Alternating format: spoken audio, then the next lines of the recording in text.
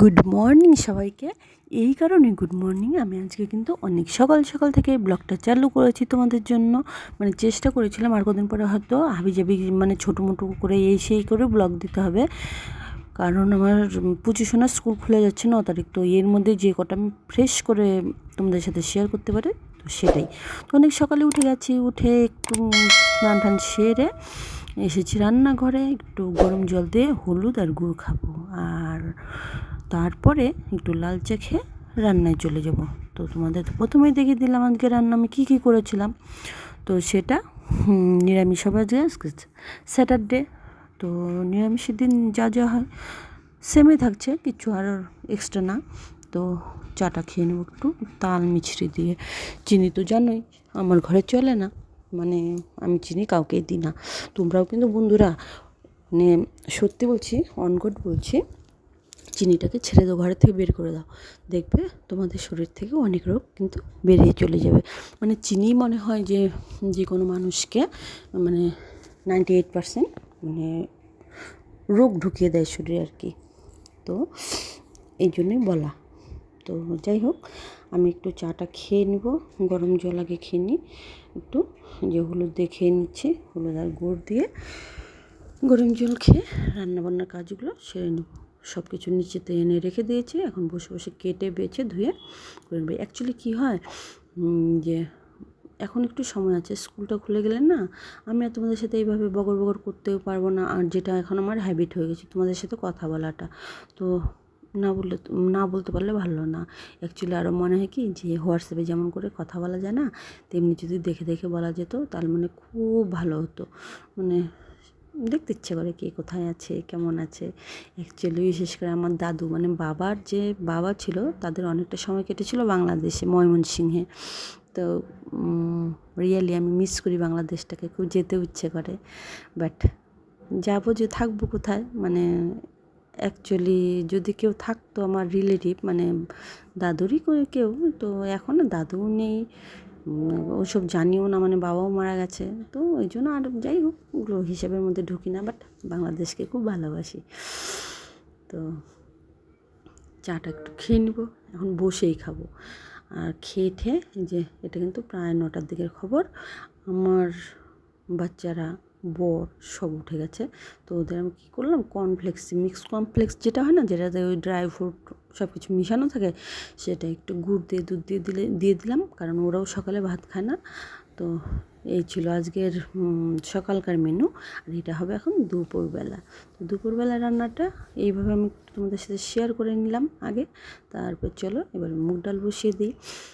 আর মুগ ডাল করতে করতে মুগ ডাল পাশে ট্রান্সফার করে এই পাশে আলু ভাজবো। আর আমি সেদ্ধ করে রেখেছি আলু, মানে পনিরের জন্য, সেটাও ছুলে নেব। আর তোমাদের সাথে বক বক বক বক বক বক করতেই থাকবো, মানে তোমাদের ভেজে ফ্রাই কাট দেंगे হাম। তো কিছুটা এরকমই। তো যারা যারা দেখছো তাদের কাছে আমার অনুরোধ, পুরো ভিডিওটা দেখো, স্কিপ করো না, নিশ্চয়ই তোমাদের খুব ভালোই লাগবে। একদম সিম্পল সাধারণ, আমি যেরকম আমার রান্নাও সেরকম। আর অবভিয়াসলি তোমরাও তো সেরকম, তোমরাও আমার খুব কাছের, খুব ক্লোজের, মানে ইউটিউব ফ্যামিলি, এটাই বলতে হবে। কারণ আমি তোমাদের দেখছিও না, তোমাদের বুঝতেও পারছি না, বাট রিলেশন তো একটা অবশ্যই আছে। আর কিন্তু আমি আরেকটা ভিডিওতে বলেও ছিলাম মনে হয়, আমি থাকি না থাকি কোনো দিন, আমি এখনও বলে যাচ্ছি, আমার ছেলের যখন বিয়ে হবে নিশ্চয়ই তখন ওরাও মোবাইল টোবাইল ব্যবহার করবে, জানাবে। তো প্লিজ তোমাদের সবার না নিমন্ত্রণ থাকলো, তোমরা প্লিজ এসো।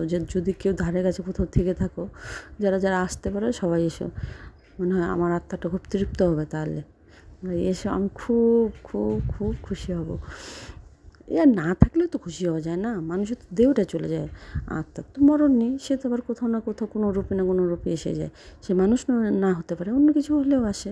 ওই যে কালকে বলেছিলাম না যে জীবনে খুব সামান্য একটা সময়, এই ধরো জন্ম নেওয়ার পরে ঈশ্বর আর কি এটা নামটা দেয়, আর মায়ের পেটে থাকতেই শ্বাসটা দিয়ে দেয়। আর যেহেতু জন্মের পরে নামটা আসে আর ওই শ্বাসটা পেটেই থাকে, তো ওই শ্বাস আর নামের মিডিল পোর্শনটাই বোধহয় মনে হয় জীবন। তো যাই হোক, এখন আমি খেলাম এটা জিরে মেথি আর মুড়ির রস, মানে রাত্রেবেলা ভিজিয়ে রেখেছিলাম, ওটাই এখন খাচ্ছি আর রান্না করছি, কারণ ভাত তো সকালে খাবো না। এখন অন্য কিছুই এই যে এইভাবে টুকটুক করে এটা খেয়ে একটু করে ড্রাই ফ্রুট খাবো 4-5টা, খেয়ে যে রান্নাও করছি এইসব আমার চলছে। যেন বাড়িতে যখন গেছিলাম না একদিন সকাল সকাল ভাত খেয়েছিলাম, মানে ভাত খেয়ে সকাল সকাল বলতে 10টা 10:30 ভাত খেয়ে এমন একটা মজাদার ঘুম দিলাম না, কেন বলো তো? আমি সকালবেলা ভাত খেতে পারি না, ভাত খেলেই না মনে হয় নেশা নেশা হয়ে যাচ্ছে, নড়তেই পারছি না, চড়তেও পারছি না, একটা চোখ ভেঙে ঘুম আসে। সেদিন যদি আমি সকাল 8টাতে উঠি তো সেদিনও আমার সেম হবে যদি আমি ভাত খাই। তো এই জন্য আমি ভাত কিন্তু খাই না, ভাত খেলে আমার একদম নেশার মতো হয়ে যায়। তো এইসব খেলে আমার একদম ফ্রেশ লাগে, এনার্জি আসে, ব্যাস চলে যায়। তারপরে 1:30-2টোর মধ্যে ভাত খাওয়াই হয়। তো এই করতে করতে দেখো কত কিছু কাজ কিন্তু আবার হয়ে গেলো তোমার সাথে গল্প করতে করতে। তোমরা কিন্তু আমার কথাগুলো শুনো, বক বক করলেও এইরকম খারাপ কথা কিন্তু কিচ্ছু বলছি না। চিনিটা তোমরাও ঘরের থেকে বার করে দাও, একদম হেলদি থাকবে। আর নুনটা চেষ্টা করো যে সিন্দুক লবণটা ঘরে ব্যবহার করার জন্য, আরও বেটার থাকবে। তো এটা দুটো কারণ। এবার তোমরা বলতে পারো তুমি এসব জানো কোত্থেকে?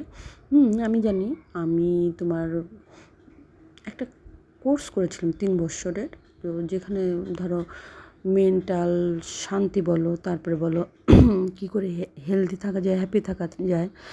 তো তা বাদে ব্রহ্মাকুমারীর কিছু, তোমরা অনেকেই জানো ব্রহ্মাকুমারীর কিছু এগুলো আমি করি। ওগুলো তো করতে করতে না মানে নেচারটাও আমার ঠিক কিছুটা ওরকম, মানে তুমি আমাকে 1000 গালি দিলেও আমার গায়ে লাগবে না। যেমন আমার বড় যদি বা আদার্স কেউ কোনোদিনও তো এরকম হয় না, কিন্তু কেউ উল্টোপাল্টা বাজে কথা বললেও আমার রাগ ওঠে না। কেন বলো তো? ওটা না এখন হ্যাবিটে পরিণত হয়েছে। যেমন ওর সংস্কার আমার সংস্কার এক হবে না, ও যেরম সেরমটা আমি হব না। তো ও যেটা করেছে ওটা ওর ব্যক্তিগত ব্যাপার দিয়ে বলেছে, ও ওই পরিবেশে মানুষ হয়েছে বলে ও ওরম করে বলতে পেরেছে। আমি ওরকম তো না, আমি ওরকম বলতেও পারবো না। আর ওটা যে বলেছে তার মুখ দিয়ে বলেছে সেটা তার প্রবলেম, আমার কিছু না, ওর মধ্যে আমি নেই। তো এরম হয় ব্যাপারটা আমার এখন, যার জন্য আমি তোমাদের বলি না আমি পৃথিবীতে সবথেকে হ্যাপি আর হেলদি, কারণই এটা। আমার কোনো কিছুতেই কোনো কিছু আটকায় না বা গায়েও লাগে না। আর সবথেকে বড় কথা, আমার নিজের বলতে আমি কিছুকে ধরিও না। সে তুমি স্বামী বলো, সন্তান বলো, আত্মীয় পরিজন বলো, ঘর বলো, বাড়ি বলো, টাকা পয়সা বলো, গয়নাগাটি বলো, কিছুকেই না। এবারে বলবো তাহলে সংসারে কেন আছো? এটা যে আমাকে ঈশ্বর এই দায়িত্বটা নিতে পাঠিয়েছে, বাচ্চাদের বড় করতে হবে, দেখতে হবে। হ্যাঁ, আমি যখন বুঝবো যে ওদের কাছে আমার প্রয়োজন শেষ, চুপচাপ এখান থেকে সরে যাব।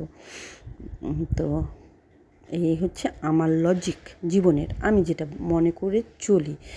আর আমি আজ পর্যন্ত না কোথাও কোনো বিপদে পড়ি না, কি কিছু না কিছু একটা হেল্প হয়েই যায়। মানে কী করে কোত্থেকে কে আসে কী করে হয়ে যায় বুঝি না ঠিক। চলো, কোনো ব্যাপার না, ঈশ্বর সহায় থাকলে সবই বোধহয় সম্ভব হয়। তো ভালো আছি, এটাই সবথেকে বড়ো কথা। হ্যাপি আছি, এটাও বড়ো কথা। সবাইকে নিয়ে খুব খুব খুব হ্যাপি আছি, তোমাদের নিয়ে, ফ্যামিলি নিয়ে, আত্মীয় পরিজন নিয়ে। আমার সাথে কারোরই সেরকম ব্যাপার নেই। আমার যদি কোটি টাকার সম্পত্তিও কেউ মেরে দিয়েছে, এখনও তাদের আমি মাথায় তুলেই রাখি। কারণ একটাই, সে যেটা করেছে সেটা তার ধর্ম দিয়ে করেছে, আমারটা না। আমি তো নিট ক্লিন। তো এই যে রান্নাবান্না শেষ, এবার খাওয়া দাওয়ার পর্ব দুপুরবেলা, এখন 1:30টার মতো বাজে। তো তোমরাও খেয়ে নাও, গরম গরম খাও, ভালো ভালো খাও, ভালো ভালো থাকো, সুস্থ থাকো, হ্যাপি থাকো, হেলদি থাকো, এটাই বলবো। আর কী বলবো? আর ভিডিওটা পুরোটা দেখো, স্কিপ করো না, পাশে থেকো, লাইক শেয়ার সাবস্ক্রাইব করো, আর কমেন্ট তো অবশ্যই করো। আমি কিন্তু ওটার অপেক্ষায় তোমাদের জন্য বসে থাকি। তো চলো টাটা, আজকের জন্য এইটুকুনি।